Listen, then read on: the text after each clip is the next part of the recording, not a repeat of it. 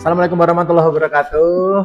Ngobrol-ngobrol dengan Mbak Septiana. Beliau adalah kawan lama 2018 ketemu waktu PPGD UNS. Sekarang beliau adalah guru di SMK Negeri 2 Wonosobo dan juga beliau adalah banyak menggiat mengenai dunia kepenulisan, mungkin dunia perencanaan pembelajaran dan lain sebagainya, dunia pendidikan. Dan sekarang kita hadirkan di podcast membahas kurikulum pendidikan dan juga dunia-dunia isu-isu pendidikan terkini. Mbak Sep, apa kabar? Alhamdulillah baik. Terlihat baik. Terlihat lebih baik atau lebih baik? Baik kalau saya dari turun. Enggak lah, terlihat sangat baik, terlihat well. Yes. Kalau anak sekarang bilangnya sekarang well. Aktivitas masih sama, mengajar kan? Iya. Kalau tadi juga ngobrol bersama Mbak Yunita, ngajarnya di jurusan-jurusan ekonomi, terus TI dan lain-lain. Kalau Mbak Septi? Kalau di SMK 2 itu adalah teknik ya. Jadi kalau yang non teknik hanya akuntansi saja. Kalau yang lainnya ada otomotif, kemudian DPIB, teknik listrikan, teknik elektronika, animasi. Wih, berarti banyak laki-lakinya. Iya, banyak laki-lakinya. Lebih enak ngajar. Dulu sebelum di SMK 2 Wonosobo sempat ngajar di mana? Sempat ngajar di sekolah swasta. Iya. SMA. SMK juga. Oh, SMK swasta. Di Wonosobo juga. Di Wonosobo juga, SMK Andalusia Wonosobo waktu itu. Oh, Andalusia. Iya, saya pernah dengar itu. Iya. Andalusia. Berarti di daerah sana ya? Arah Kertek. Iya. Kemarin saya sempat lihat beberapa kali. Ya. Di sana juga sama jurusan teknik? Iya, sama. Atau campuran? Sama. Kalau dulu istilahnya apa ya? Sepeda motor ya, teknik sepeda motor. Kalau dulu sama RPL sama akuntansi. Ya. Sekarang di SMK 2 lagi, teknik lagi ya. Menyenangkan? Menyenangkan. Tentunya. Apa Mbak yang membuat Mbak betah senang ngajar di SMK? Karena kalau menurut saya, kalau SMK itu cenderung ke anak-anak yang menurut saya bukan kalangan akademisi yang tinggi, misalnya pendidikannya tinggi dari riwayat keluarganya gitu. Nah makanya di situ ada sebenarnya terbersit rasa sebenarnya ingin anak-anak itu lebih terutama tanggung jawab sih terhadap dirinya sendiri, karena ternyata di belakang riwayat keluarga yang sangat mempengaruhi pembelajaran di kelas gitu. Kalau sebenarnya seperti itu. Kondisi sosial ekonomi keluarga yang mempengaruhi pembelajaran di kelas. Ya. Contohnya seperti apa sih Mbak? Misalnya saya pernah mengalami ada siswa atau peserta didik Pak? Ya sama aja. Siswa ya. Waktu itu masih di kelas 10.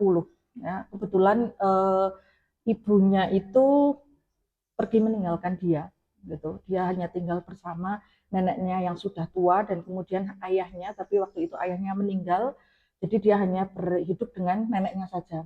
Kemudian waktu itu neneknya juga kayaknya meninggal gitu waktu itu, jadi dia hidup sendiri di rumah sendiri. Kemudian dia memang jarang sekolah, padahal secara akademik dia ada potensi untuk mengembangkan akademiknya gitu. Tapi karena mungkin di belakang itu ada riwayat keluarga yang seperti itu, jadi kan dia itu merasa bahwa saya itu harus menghidupi dirinya sendiri. Makanya dia bekerja di kedai kopi yang dekat sama rumahnya dia, dan dia itu kalau malam kan bekerja, nah sampai pagi, dan akhirnya dia itu tidak sekolah gitu. Nah itu kadang yang membuat saya itu pingin anak-anak didik saya itu lebih baik gitu, kedepannya itu lebih baik, bisa membahagiakan orang tuanya gitu. Cuma seperti itu aja. Emang peran guru harus sejauh itu ya?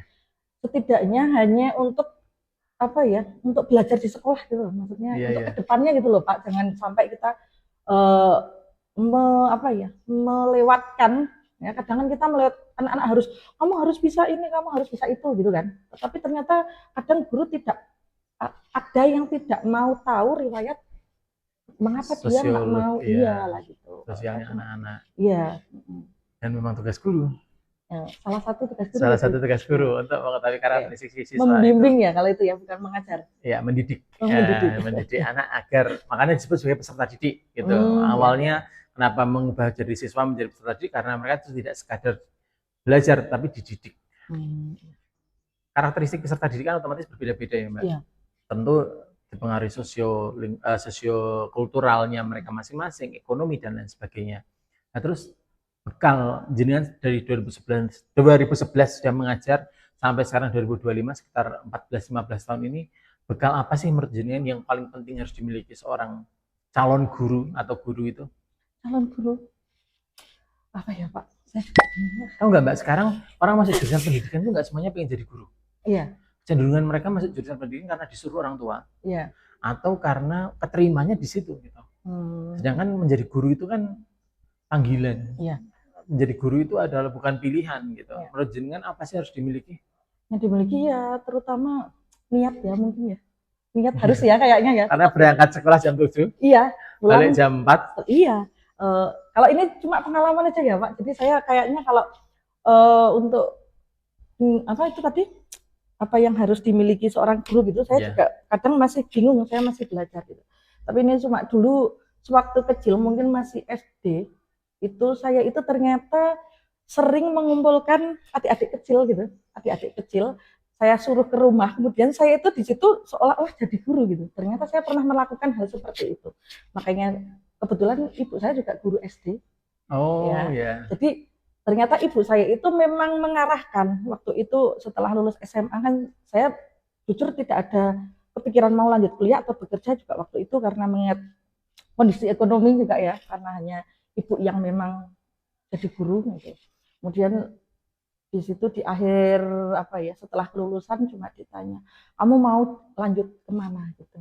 Nah, saya juga bingung, saya juga belum punya arah waktu itu. Taunya ya kita, saya kalau lulus nanti bekerja, saya mikirnya mau kerja yang di gedung yang tinggi, yang bagus, yang bersih gitu kan, yang kerjanya enak mungkin, ya, temannya juga bagus-bagus gitu, mikirnya seperti itu. Tapi kenyataannya dulu sama ibu memang kamu kayaknya punya bakat sebagai guru gitu. Oh, malah ibu yang ngendika. Ibu yang ngendika, karena itu waktu saya masih SD, saya sering mengumpulkan adik-adik saya gitu. Saya ajari gitu. Ada papan tulis kecil, whiteboard gitu. Nah, dari situ sebenarnya diarahkan oleh ibu untuk menjadi guru gitu. Ya, terus akhirnya Tapi nggak tahu ini tadi untuk S1 pendidikan ya, bahasa S1 Indonesia pendidikan bahasa UNES. Indonesia UNES. Ya. Kenapa bukan S1 pendidikan fisika, pendidikan biologi, matematika, ya sama guru kok? Ya. Kalau dulu itu sebenarnya saya pengennya ambilnya kan pendidikan matematika sama bahasa Indonesia, karena saya dulu kan IPA gitu. Tentunya matematika ya. Kalau jurusan bergengsi pasti matematika gitu kan. Isinya mau pinter gitu. Iya gitu. Tapi ternyata waktu kalau di SMA 1 itu dulu sebelum apa ya, sebelum ujian kayaknya kalau nggak salah ada tes psikolog gitu ya Pak. Ya yang cenderung anak mau kemana gitu, misalnya IPA, IPS atau bahasa. Nah ternyata kalau saya melihat dari hasil itu, ternyata dari IPA, IPS itu malah yang lebih tinggi itu bahasa. Malah? Iya. Padahal jangan suka nggak? Sebenarnya antara suka dan tidak suka. Apa sih sukanya dari bahasa Indonesia? Sukanya dulu aja, kalau tidak sukanya banyak ya. Tapi kalau sukanya apa? Kalau sukanya ya saya paling ini ya sering baca novel kan. Kalau dulu waktu SMA kan kalau jam kosong gitu, saya memang kebetulan kelasnya deket sama perpusnya dulu. Jadi saya ke perpus gitu ambil novel atau majalah-majalah gitu, cuma baca seperti itu sih. Kalau tidak sukanya? Kalau tidak sukanya agak karena sebenarnya saya itu cuma hanya kalau sastra, berkaitan sastra saya suka hanya membaca ya Pak. Kalau untuk mengembangkan diri sendiri ke sastra itu saya masih belum. Jadi reseptif, tipe-tipe yang reseptif, baca, nonton itu senang ya. Tapi kalau sama disuruh menulis itu jujur ya ini ya. Ya jujur PR sendiri, karena kan ya semua orang memang dilahirkan untuk produktif kan. Kadang-kala orang dilahirkan untuk hanya sekadar mengapresiasi atau mendengarkan dan sebagainya. Mbak, jenengan kan tahu kalau bahasa Indonesia itu riskan ya, artinya bukan materi yang menyenangkan. Bahasa Indonesia itu materi yang menjenuhkan. Bagaimana cara jenengan untuk tetap menghidupkan pelajaran bahasa Indonesia agar disukai oleh anak-anak? Jadi kalau saya karena di teknik ya, jurusan teknik itu kebanyakan kalau dulu saya ngajarkan juga di otomotif. Jadi kita menyesuaikan juga dengan jurusannya masing-masing. Kalau misalnya otomotif dikasih pembelajaran model yang misalnya di luar kelas yang tidak terpantau ya tentunya kurang bisa.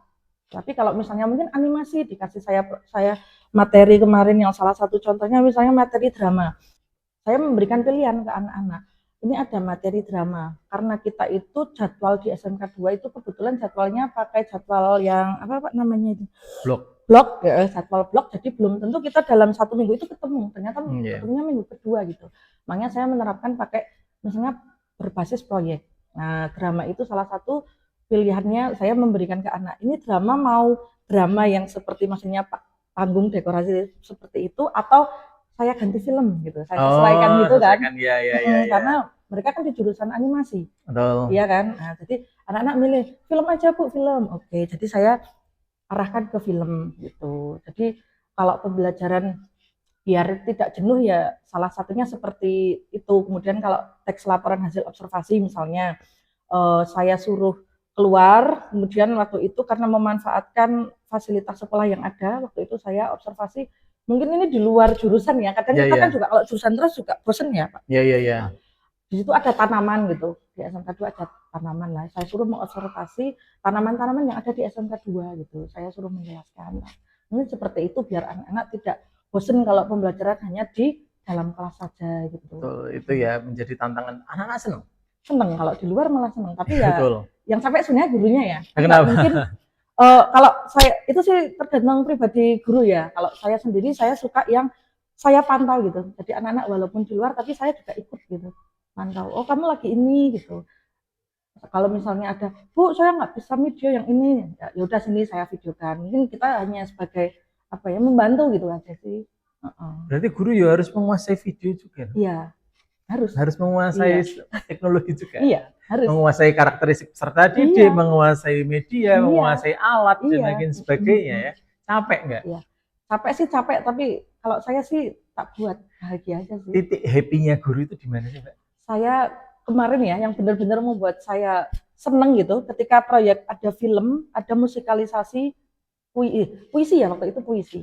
Saya suruh untuk membuat musikalisasi puisi dan di situ ternyata kita itu kadang cuma melihat anak koyo ngono we gitu kalau bahasa Wonosobo.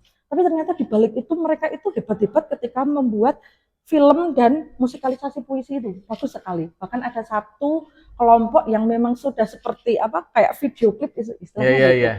Dari editingnya, dari apa pencahayaannya, cari tempatnya itu ternyata di luar apa ya, di luar jangkauan kita sebagai guru lah ya. Maksudnya, kok bagus ternyata anak-anak punya kreativitas yang lebih dari yang kita bayangkan gitu. Ekspektasi kita di atas ekspektasi kita sebagai guru. Itu puasnya di situ ya, ketika anak-anak goalnya di sana. Dan apalagi kalau di jurusan SMK animasi keduanya jadi matching antara tujuan mereka pelajaran animasi bahasa Indonesia membuat film dan filmnya animasi juga gitu. Itu seperti mencocokkan antara tujuan pembelajaran dan juga aktivitasnya anak-anak sehingga mereka lebih concern terhadap materi pelajaran. Nah, tapi sekali lagi tugas PR atau tugasnya guru jadi semakin banyak, menguasai banyak hal dan lain sebagainya. Selain tadi mengajak anak-anak konkret atau kontekstual, apalagi cara-cara dari Mbak Septi untuk meningkatkan semangat belajarnya anak-anak? Kalau meningkatkan semangat belajar, saya hanya sering bilang sama anak-anak kalau kita itu apa ya? Saya selalu mementingkan anak ini satu tanggung jawab. Tanggung jawab itu bukan kepada orang lain, bukan terhadap guru, tapi terhadap dirinya sendiri. Gitu. Kalau saya selalu mementingkan tanggung jawab itu. Yang kedua, saya selalu menekankan begini, setiap manusia itu pasti akan punya ujian atau cobaan masing-masing. Kadang mungkin itu enggak ini ya, maksudnya enggak meningkatkan prestasi belajar secara langsung itu mungkin enggak. Tapi kan kadang anak kalau kita motivasi seperti itu mungkin ada ini ya, ada ternyata ada orang yang peduli mungkin dia dengan kehidupan dia gitu. Saya selalu motivasi anak-anak bahwa setiap kehidupan itu pasti akan ada cobaan. Cobaan itu enggak hanya dari ekonomi, tapi semuanya itu pasti ada, tapi tergantung sama kehidupan anaknya itu sendiri. Makanya kamu harus jadi anak yang kuat gitu. Nah, cuma seperti itu sih kalau untuk kiat secara anak biar berprestasi, dan itu saya nggak terlalu ini banget sih karena SMK ya. Sekali lagi SMK itu beda dengan SMA yang memang bersaing dalam prestasi gitu. Kalau SMK kan bagaimana cara nanti dia untuk survive ke depannya di dunia kerja terutama ya. Nah, untuk menyiapkan ke arah sana kan tadi Mbak Septi mencoba untuk mengenalkan membuat proyek-proyek dan lain sebagainya, yaitu upaya guru untuk mengenalkan kehidupan kerja kepada anak-anak di SMK. Kalau materinya sekarang itu seperti apa sih Mbak sekarang materi di SMK? Kalau materi itu, kalau menurut saya pribadi sebagai guru bahasa Indonesia, materinya kalau untuk SMK itu sebenarnya maaf ya, ini tidak sinkron ya, Antara materi yang diajarkan sama nanti ke depannya gitu. Tetapi kalau di sekolah saya itu memang dari kurikulum juga sering adanya sinkronisasi dengan studi gitu ya, dengan dunia usaha yang lain gitu. Misalnya kemarin yang terakhir ada sinkronisasi dengan PLN Purwokerto kalau nggak salah. Nah itu memang apa ya, memanggil, kalau kemarin hanya guru matematika sama bahasa Inggris. Nah itu salah satunya itulah untuk mensinkronkan mungkin apa yang dipelajari gitu. Jadi intinya mengembalikan lagi ke Dudi butuhnya apa, Iya. guru mencoba memfasilitasi Nah gitu. seperti itu. Nah, kalau materi-materi yang sekarang tuh kesannya itu khusus seperti anak SMA gitu ya. Iya. Mungkin ya arahnya bukan ke arah vokasional gitu. Iya. Tapi pada akhirnya guru harus mendesain pembelajaran agar sesuai dengan kebutuhannya anak-anak. Nah, kalau berbicara masalah perencanaan pembelajaran seperti itu, berarti kita butuh sumber belajar nih. Iya. Mbak, sumber belajar yang sering digunakan itu seperti apa sih, Mbak? Kalau saya sumber belajar, kalau terutama untuk anak-anak, yang pertama ya memang buku dari pemerintah itu ya. Yang kedua tentunya ada internet mungkin yang bisa dipakai untuk apa ya, bukan pedoman sih, maksudnya informasi tambahan. Pengayaan ya, karena kan juga sekarang kita tidak mungkin terlepas dari teknologi yang namanya internet. Ya betul. Anak kan ya kan terpapar ya. Iya, apalagi banyak aplikasi-aplikasi yang mungkin ya kan bisa digunakan, kalau dalam bahasanya mungkin ChatGPT gitu kan, untuk buatkan teks laporan hasil observasi tentang, ya itu udah langsung muncul gitu. Nah itu ya mau bagaimana lagi, kita nggak mungkin langsung cut anak, kamu tidak boleh menggunakan ChatGPT, itu kan nggak mungkin. Ya kan, kita hanya mencoba untuk mengarahkan. Oke, mungkin ada ChatGPT, tapi kita itu kan robot mungkin ya. Betul. Robot ya. Nah, kita sebagai manusia yang mungkin yang menciptakan robot itu kan manusia, berarti manusia kan lebih ya, harus kan? Lebih pintar, iya, harus lebih pintar menguasai gitu. Dalang rentok kentean lakon. Iya, lah itu sih. Sumber belajar bisa dari bermacam-macam ya. Bisa dari kehidupan anak sehari-hari, bahkan bisa juga dari teknologi. Dan PR guru adalah mengolaborasikan keduanya menjadi hal yang menarik bagi siswa agar siswa nggak bosan. Kalau asesmennya gimana itu nanti? Penilaian yang berkaitan dengan untuk pembelajaran proyek, untuk pembelajaran di kelas, terutama vokasional, itu biasanya seperti apa? Kalau penilaian, kalau saya melihat dari ini ya, kalau tetap ini sumatif, formatif tetap ya. Kalau di SMK 2 kebetulan masih ada seperti itu. Tapi kalau saya nggak terlalu ini ya, nggak terlalu ke literalek yang persis gitu ya. Karena ternyata kan di balik itu mungkin anak-anak yang ternyata nilai ulang, kalau jujur kalau ulangan itu nilainya itu enggak apa ya, mungkin di bawah KKM ada gitu kan. Tapi kalau kemarin saya beri proyek, anak-anak itu malah lebih bersemangat gitu daripada hanya sekadar ini. Nah nanti kalau penilaiannya saya hanya berdasarkan biasanya dari presentasi, dari tanya jawab gitu. Misalnya kalau film kan misalnya dari awal ketika dia membuat naskah, ya kan, kemudian blueprint, ya saya dari awal, akhir, storyboard, ya, kemudian nanti ada apa namanya, pas tag ya, tag video, untuk ke arah sikap, tanggung jawab, disiplin, ya, dan editing, ya kan, kemudian nanti sampai akhir, kemudian presentasi. Nah dari situ kita bisa menilai gitu. Jadi progres. Iya, menilainya tidak hanya sekadar hasilnya saja, itu kan enggak, tapi ada progresnya. Kalau saya kemarin kebetulan pakai apa ya? Pakai form gitu. Jadi rubrik pakai form waktu itu. Misalnya berkaitan dengan siapa, maksudnya anak yang bertugas ini bagaimana, anak yang bertugas ini bagaimana. Nah itu ketahuan nanti ada anak yang mungkin tidak bertanggung jawab. Nah dalam proses pembuatan proyek tersebut. Paling dari itu. Berarti dengan kata lain, melalui kegiatan-kegiatan pembelajaran yang dilakukan oleh Mbak Septi harus menguasai atau mengenali seluruh karakteristik peserta didik. Tipsnya, ngerti karakteristik A seperti ini, B seperti ini, C seperti ini. Nah itu. Kalau guru itu kadang-kadang yang mengatakan bahwa gini ya, kalau di kelas itu hafal anak-anak yang hanya satu gitu kan, yang paling pintar ya, yang paling mungkin kurang, ya kan, kemudian yang paling usil gitu kan, paling nakal gitu, aktif gitu. Tapi sebenarnya kan di balik itu mereka punya gaya belajar lagi ya, yang masing-masing ya. Mungkin ada anak yang dia nggak bisa kalau misalnya menulis itu harus di ruangan kelas yang maksudnya tertulis gitu kan, kadang nggak bisa. Mungkin dia ada yang Bu di luar boleh nggak, mungkin ada kata-kata anak seperti itu ketika mengerjakan, mungkin puisi atau cerpen ya kita fasilitasi saja. Kalau saya sendiri, Yeah. kalau saya sendiri ya, itu saya fasilitasi saja. Kamu mau mengerjakan di mana? Di depan boleh Bu, boleh silakan, boleh keluar. Tapi ya kalau saya tentu area yang di depan kelas saja yang bisa saya asalkan tidak pantau. mengganggu kelas yang lain. Iya. Berarti sejak awal pembelajaran Mbak Septi harus membuat rules atau aturan-aturan pembelajaran. Kalau kita sebut sebagai sekarang itu kesepakatan kelas, ya, kesepakatan pembelajaran. Oh, kegiatan anak 1, 2, 3, 4. Anak diminta untuk 1, 2, 3, 4 gitu ya. Dan itu adalah salah satu cara untuk mengenali potensi dari masing-masing peserta didiknya. Dan itu PR besar ya Mbak, karena mengenali satu angkatan berarti berapa yang diajar? Kalau saya, kalau satu angkatan, kalau SMK 2 itu kan berarti ada 15 rombel ya, satu angkatan. Tapi kan kadang kita beda-beda, yang penting udah mencapai 24 jam dengan berbagai kelas. Tapi kalau di SMK 2 kebanyakan hanya 2 jurusan saja, maksimal 1 guru. Berarti sekitar berapa kelas? 2 jurusan. Kalau saya berarti 2, 6, 7. 7 kelas itu berarti satu kelasnya 30 ya? Iya, 36. Jadi 200 anak per angkatan lah, katakanlah ya, katakanlah 200 anak dengan karakteristik mereka yang berbeda-beda dan memfasilitasi karakteristik yang berbeda tersebut. Otomatis kita harus memiliki rancangan yang berbeda-beda untuk setiap karakteristik tersebut. Kita kelompok-kelompokkan peserta didik dengan karakteristik mereka, kita berikan mereka treatment terbaik yang bisa kita berikan sebagai guru. Dengan treatment yang berbeda itu, maka PR-nya beda-beda, maka asesmennya beda-beda, maka progresnya beda-beda, maka portofolionya juga beda-beda. Capek enggak gitu ya? Capek sekali sebenarnya kalau kita mau jadi guru yang benar-benar seperti itu, mungkin capek sekali. Padahal masih ada tugas tambahan. Iya. Dari sekolah, tugas tambahan, dari dinas, tugas tambahan, administrasi, dari suami.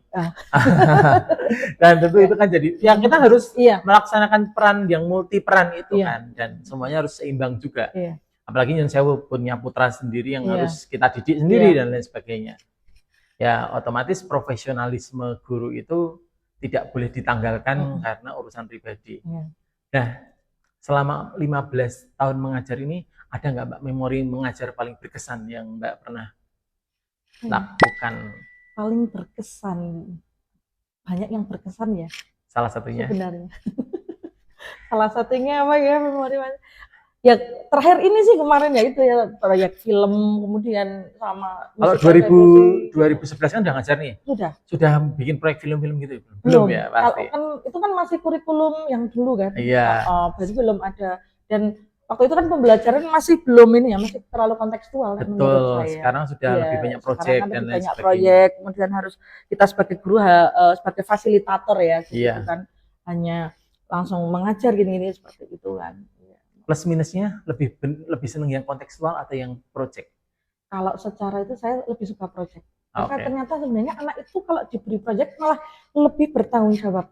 Dan lebih happy juga. Iya, lebih happy outdoor, karena kegiatan di luar iya gitu. Tapi yang capek adalah asesmennya. Iya, asesmennya itu kan memang karena proyek kan dari awal, ya kan? Iya, perencanaan sampai evaluasi proyek. Mbak Sep, itu adalah memori paling berkesan. Kalau pernah nggak Mbak titik terendah mengajar itu ketika kapan? Titik terendah itu ketika itu gimana ya saya mau jelaskan ya. Pernah nggak mengalami itu tapi? Nggak usah disebutkan apa memorinya, tapi pernah nggak mengalami? Kalau titik terendah sebenarnya sih ada ya. Tapi maksudnya gini, mungkin saya sebagai guru secara pribadi kan seperti tadi, kita itu sebagai guru multi peran ya. Kadang mungkin ya kan di belakang mungkin kita kadang ada permasalahan gitu kan. Nah, tetapi permasalahan itu bagaimana cara jangan sampai masuk ke dalam ruang kelas gitu kan. Tetapi kadang kan anak-anak ya mungkin ke bawah suasana juga kita sebagai guru. Mungkin ada anak yang bilang kadang, Bu Septi kenapa kok bad mood gitu. Kadang ada anak yang seperti itu gitu ya. Mungkin kadang seperti itu, kadang titik terendah saya ketika mungkin saya sedang ada permasalahan di luar pembelajaran gitu, tetapi saya harus tetap profesional. Nah itu kadang mungkin itu, hanya seperti itu sih kalau secara ini titik terendah sebagai guru. Pernah nggak pengen resign gitu? Kalau dulu mungkin awal mungkin pernah, tapi sekarang udah menikmati sih, karena ya mungkin udah ada pengalaman ya. Kalau dulu mungkin saya sebagai guru juga dulu saya mungkin minta maaf ya sebagai guru saya murid-murid mungkin angkatan pertama itu istilahnya saya masih belum bisa ya kan? Betul. Menjadi guru yang karena pengalamannya kan belum ada ya. Ya, betul. Bagaimana kita mengatasi anak yang ABC dengan karakteristik tadi yang berbeda. Betul. Gitu.